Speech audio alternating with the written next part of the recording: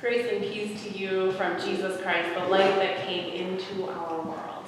Amen. So we've been hearing a lot of stories of stars and angels and babies leading us to Jesus during this whole season. And all these stories kind of gets me to wondering, how did you first learn about Jesus? Now, I'm going to bet it probably wasn't like the Christmas stories that we've been hearing recently. We've got Mary and Joseph, who both learn about the coming of baby Jesus from an angel. And we've got Elizabeth, who is alerted to the soon-to-be-born baby Jesus by her own soon-to-be-born baby, who will soon be John the Baptist. And then we've got the shepherds, who are alerted to Jesus' presence in the stable by an angel of the Lord, and then an entire chorus of angels singing. All of these different characters in the Christmas story got a very special message from a special messenger, mostly angels. God sent a special messenger to each and every one of them in order to make the coming of baby Jesus into the world known more widely. But then we get to today's story. And the Magi are getting the message a different way. There aren't any angels coming to give them a special sung invitation to meet the baby Jesus. And we see in our gospel reading from Matthew today that the Magi sought out the newborn baby Jesus because of a star. Now, Christian tradition holds that these Magi were kings. The Magi belonged to the priestly caste of Zoroastrianism, which was a religion that paid particular attention to the stars. And now this is back in the day when astrology was considered a science. And so these Zoroastrian priests were known widely for their study of the stars. And it's from their observation, from paying attention to all those details, that the Magi observed Jesus' star at its rising. Now, watching stars is challenging. As Douglas Adams says, space is big. You won't believe how vastly, hugely, mind-bogglingly big it is. I mean, you may think it's a long way down the road to the chemist, but that's just peanuts to space. And so to notice the differences in the night sky means spending time night after night, tracking the details, writing down everything, and comparing those positions every single night. It's time-consuming work that requires a lot of attention to detail. And yet the Magi find this new king that they believe indicates there is a new king. And they track it all the way to Jerusalem, seeking to worship and pay homage to this new king. And so the journey that the Magi take leads them along winding roads, all the way from the east. And so they are paying attention to the details. The strange new star has risen from the sky, marking, as they believe, the coming of a new king.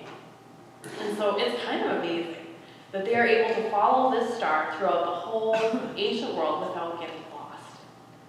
I mean, it takes them a really long time to get there. The star might have risen to indicate a newborn baby king, but by the time the Magi arrive there, Jesus is now likely toddler Jesus, around 2 years of age. And while the Magi find their way to Jesus without getting lost, we might wonder about our own journey with Jesus. How is it going? Are we finding ourselves lost? Are we secretly hoping for an angel chorus to break out, leading us in the right direction? Or maybe just a star gleaming in the darkness, directing us to Emmanuel, God with us? Pastor Joy Perkett, a fellow young clergywoman from Connecticut, shared a story about a time that she was lost. And her story begins, "One time, it is true, I didn't know if I would find my way home. I was that lost." And she says, "My partner Matthew and I traveled to the Swiss Alps to backpack on a long-distance trail known as the Via Alpina, which ran through the foothills of the mountains. When we arrived in the Alps, we bought a map so that we'd be able to navigate our way through the woods and city roads alike. And yet 40 minutes into our trek, While we were still in town, we lost the trail. We couldn't find any more signs that said Via Alpina. And so we found ourselves at a crossroads. A road goes one way and a sidewalk goes up a hill another with a sign saying Vonderweg. And so we searched our map for a town called Vonderweg, but we can't find it.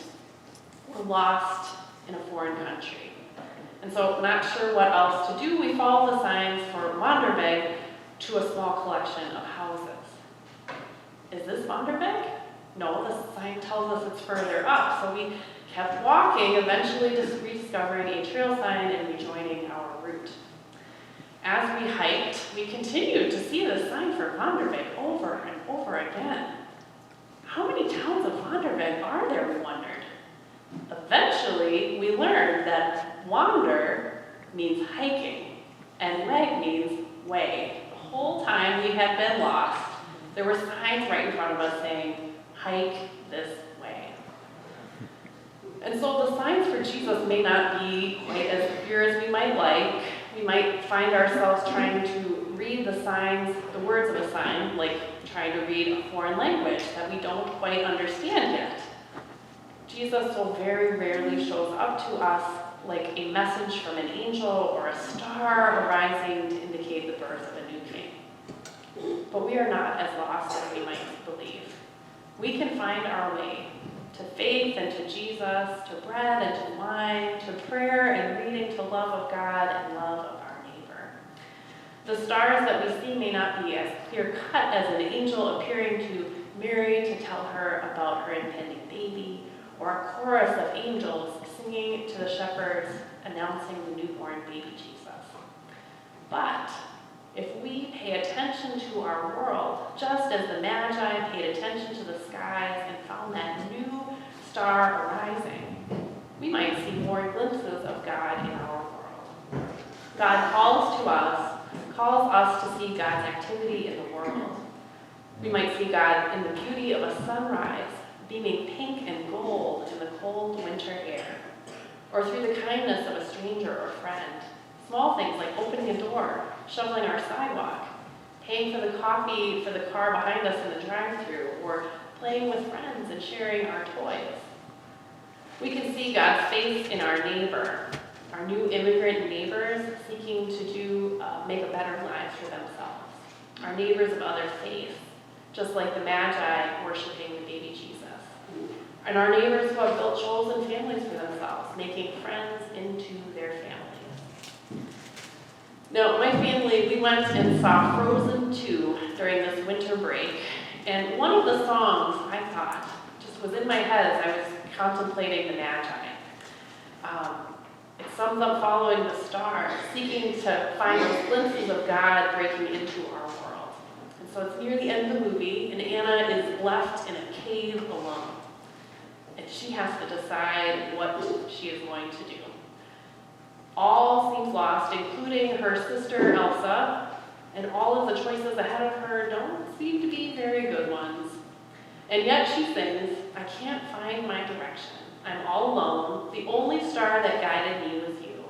How to rise from the floor? But it's not you that I'm rising for. Just do the next right thing. Take a step. Step again. It's all I can do. The next right thing. And so much like the Magi, we are invited to pay attention, to look closely at the world ahead of us. And we can seek to do the next right thing. Take a step and just keep going. Much like the journey to worship that newborn baby king took a long time, probably at least 2 years, we can only take a journey a step at a time, seeking to do the next right thing. We can look for glimpses of God in our world, but we can see the journey to see Jesus may take days, might take weeks, or even years. And yet we are given glimpses of God in the world. God breaks into our world each and every day, and we just need to be looking for it, actively seeking out the stars or the signs that God might be revealing God's self to us.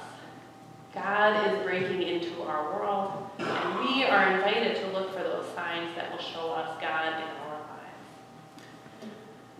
Martin Luther gives us some guidance for how we might live into our lives as Christians after Christmas is packed away. He says, "The inn was full. There are many of you who might think to yourselves, if only I had been there, how quick I would have been to help the baby. Why don't you do it now? You have Christ in your neighbor. You ought to serve your neighbor. For what you do to your neighbor, you do to the Lord Christ himself. So go forth and serve Christ by serving your neighbor, shining your light in the world. Thanks be to God."